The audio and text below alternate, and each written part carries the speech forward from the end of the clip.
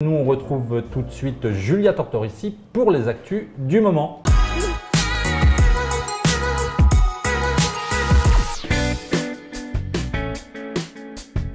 Alors, on est à la rédaction du 15 du BTP, vous le voyez, on retrouve Julia Tortorici, on va parler actu. Alors Julia, le Grand Paris, qu'est-ce qui se passe à Paris?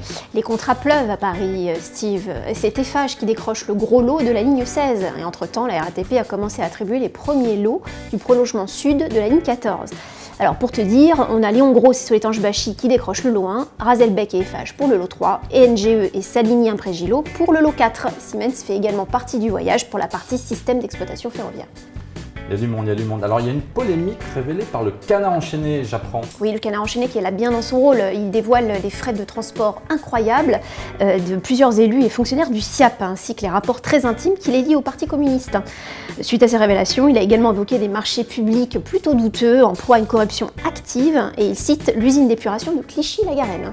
Julia, l'hôtel de la Marine, c'est place de la Concorde. Que s'y passe-t-il là? Il est en restauration, Steve, et un chantier de curage et de désamiantage est en cours.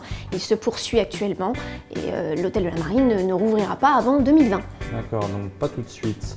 L'Oxam, apparemment, ça explose. En 2017, le géant de la location a réalisé un chiffre d'affaires d'1,4 milliard, en progression de 48% et en croissance de 8%. C'est le double de 2016 et l'international représente désormais 39% du chiffre d'affaires. Alors encore une grosse boîte qui monte, NGE. NGE qui regroupe désormais toutes ces entreprises de fondation sous une seule bannière, NGE Fondation. L'idée, c'est de gagner en visibilité sur le marché. D'accord, là on parle innovation dans ce 15 du BTP. Qu'est-ce qui se passe à Auxerre?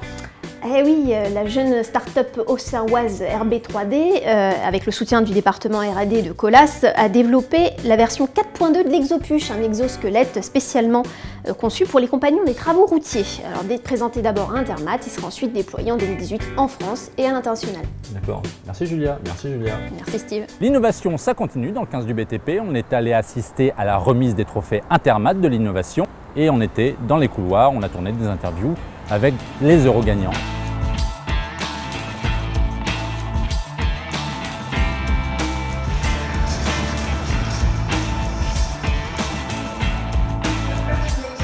On est maintenant avec Davy Guimard, qui est DG de Volvo CE, qui a gagné un prix pour une pelle électrique, la EX2. On est venu le voir, il va nous en parler parce que nous on ne connaît pas. Alors vous avez un prix, vous pouvez nous le montrer parce qu'apparemment vous avez l'air assez radieux. Ouais, tout à fait, on est assez content d'avoir gagné ce prix. C'est le X2, donc c'est pelle électrique. Un prototype fabriqué à Belay, développé à Belay, sur lequel on a un certain nombre d'atouts différents par rapport aux pelles tradies que l'on peut connaître. Et notamment avec les principes de grands projets, on en a un en France qui s'appelle Projet du Grand Paris. On est plutôt dans cette démarche de vouloir pousser cette machine. Donc prototype aujourd'hui, mais avec un objectif de commercialisation d'ici 3 à 5 ans pour nous. Donc c'est un vrai produit intéressant.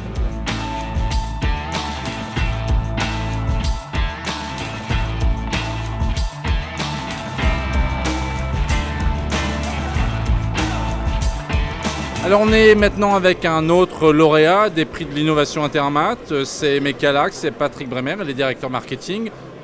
La marque a gagné un prix pour une pelle électrique, elle s'appelle l'EE12, elle a un numéro, bon bah voilà, chacun a ses marottes. Patrick va nous expliquer un petit peu qu'est-ce que c'est que ce produit, cette pelle, qu'est-ce qu'elle a pour gagner un prix ici. Alors, notre objectif avec cette nouvelle machine, c'était de créer une machine à zéro émission, donc 100% électrique, sans aucun compromis sur l'autonomie, la performance et la compacité. Donc on est parti d'une base existante qui était la 12 MTX et on a profité de l'architecture propre de cette machine pour intégrer une capacité énergétique fantastique. 146 kWh, c'est ce qui est nécessaire pour véritablement avoir 8 heures d'autonomie.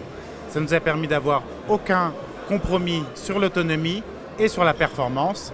Et grâce à l'architecture exclusive de cette machine, de conserver toute la compacité de la machine par elle-même.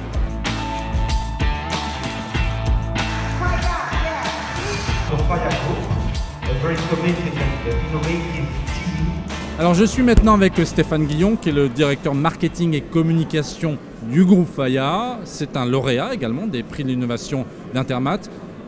L'entreprise a gagné un prix, on va savoir lequel. Qu'est-ce que vous avez eu comme belle récompense ce soir? Alors nous sommes très heureux et fiers d'avoir gagné le prix dans la catégorie route avec notre projet TRX 100%.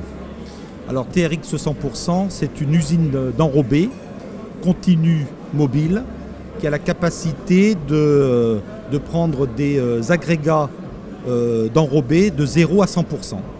Donc on est vraiment sur le concept de la route 100% recyclée. Ça veut dire que même dans le BTP, on innove? Et bien sûr, on innove tous les jours et on innove souvent en collaboration avec nos clients, en co-construction avec nos clients et on crée ainsi ensemble de la valeur et une valeur de différenciation et unique sur le marché. Vous collez la route, quoi? On colle absolument à la route. Très bien, merci Stéphane Guillon, merci beaucoup. Merci. Bien voilà, la soirée de remise des prix est terminée. Je vais même fermer la porte. Nous, on va se coucher.